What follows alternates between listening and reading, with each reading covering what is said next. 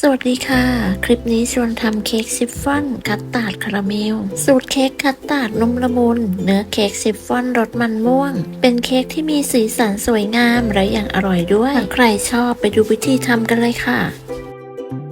เริ่มจากการแช่แผ่นเจลาตินลงไปในน้ำเย็นแช่จนกระทั่งแผ่นเจลาตินนิ่มจากนั้นมาทำคาราเมลใส่น้ำตาลทรายลงไปตามด้วยน้ำเปล่าเปิดไฟอ่อนค่อยๆให้น้ำตาลละลายไม่ต้องคนนะคะเปิดไฟจนกระทั่งน้ำตาลทรายละลายไปเรื่อยๆจนเดือดและมีสีที่สวยงามตามต้องการระวังอย่าให้สีเข้มมากคาราเมลจะขมจากนั้นปิดไฟใส่น้ำร้อนลงไปค่อยๆใส่ทีละนิดไม่งั้นอาจจะกระเด็นใส่น้ำร้อนลงไปหมดแล้วคนให้เข้ากันจากนั้นใส่เจลาตินที่นิ่มแล้วลงไปแล้วก็คนให้เจลาตินละลายไปกับคาราเมล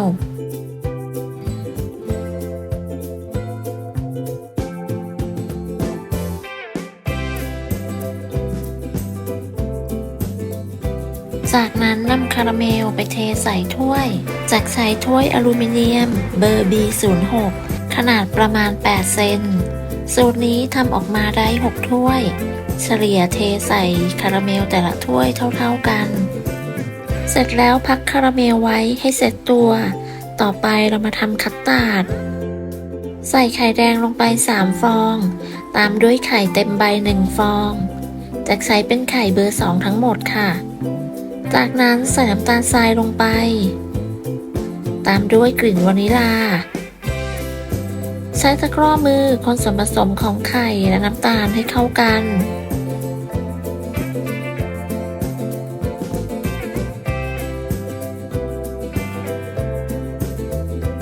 คนจนเข้ากันดีแล้วต่อไปใส่นมข้นจืดที่มีความอุ่นลงไปไม่ร้อนจัดนะคะให้มีความอุ่นจากนั้นใช้ตะกร้อมือคนให้เข้ากันจนน้ำตาลทรายละลายเสร็จแล้วเราจะนำไปกรองเพื่อให้ได้คัสตาร์ดที่เนียนกรองผ่านกระชอน1ครั้งค่ะแล้วก็พักคัสตาร์ดไว้ก่อนต่อไปเรามาทำเนื้อเค้กสูตรนี้จะใช้เป็นสูตรชิฟฟ่อนมันม่วงเริ่มจากการแยกไข่ก่อนเลยค่ะจะใช้เป็นไข่ไก่เบอร์2จำนวน3ฟองแยกไข่แดงและไข่ขาวออกจากกันโดยระวังอย่าให้มีไข่แดงติดลงไปในไข่ขาวใส่น้ำตาลทรายและเกลือลงไปในไข่แดงตามด้วยนมสดและน้ำมันจะใช้เป็นน้ำมันรำข้าวเพื่อนๆจะใช้น้ำมันพืชหรือน้ำมันคาโนล่าก็ได้ตามด้วยสีม่วงออร์คิดเล็กน้อยเสร็จแล้วก็ใช้ตะกร้อมือคนส่วนผสมให้เข้ากัน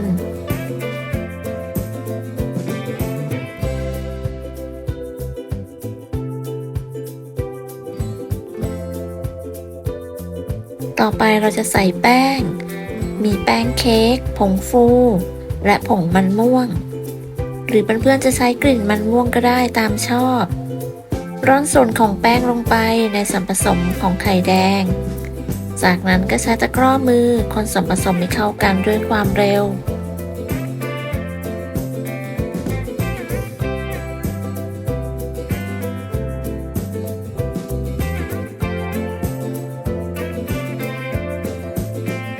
เสร็จแล้วพักส่วนผสมของไข่แดงไว้ต่อไปเรามาตีไข่ขาวเปิดสปีดความเร็วกลางตีไข่ขาวจนขึ้นฟองหยาบเล็กน้อยจากนั้นใส่ครีมออฟทาท่าลงไปถ้าไม่มีสามารถใช้น้ำมะนาวได้ต่อไปก็ใส่น้ำตาลทรายโดยทยอยใส่น้ำตาลทราย3ครั้งแต่ละครั้งให้ห่างกันประมาณ 10-15 วินาทีจนกระทั่งน้ำตาลทรายหมดใส่น้ำตาลทรายหมดแล้วเราก็ตีไข่ขาวต่อจนกระทั่งไข่ขาวมีลักษณะเป็นสีขาวนวลเป็นริบบอนตั้งยอดอ่อนปานกลางปลายงองุ้มประมาณนี้ก็ใช้ได้จากนั้นก็ตีต่อด้วยความเร็วต่ำอีกประมาณ30วินาที เพื่อตัดอากาศ ต่อไปนำไข่ขาวที่ตีได้มาผสมกับส่วนผสมของไข่แดงที่เราทำไว้ทยอยตักไข่ขาวมาผสมด้วยความเบามือคนตะล่อมด้วยความเบามือโดยใช้ตะกร้อมือหรือไม้พายตามที่ถนัด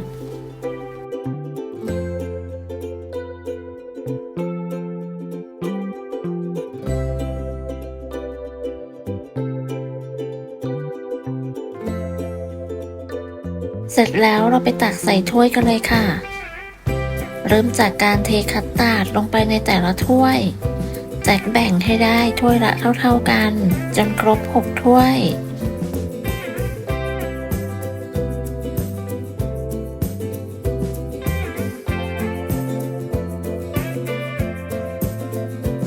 จากนั้นตักส่วนผสมของเค้กซิฟฟ่อนใส่ลงไป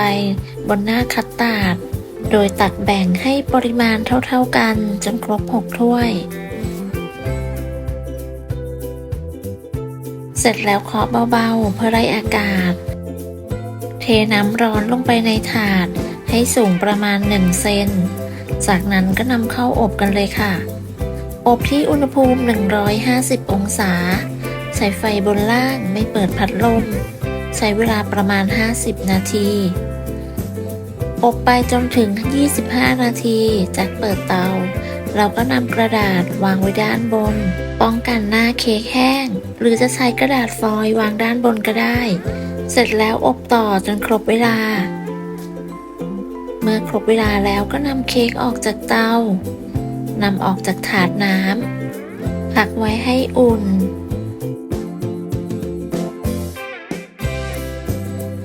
เมื่อเค้กเย็นแล้วจะนำไปแช่เย็นต่อ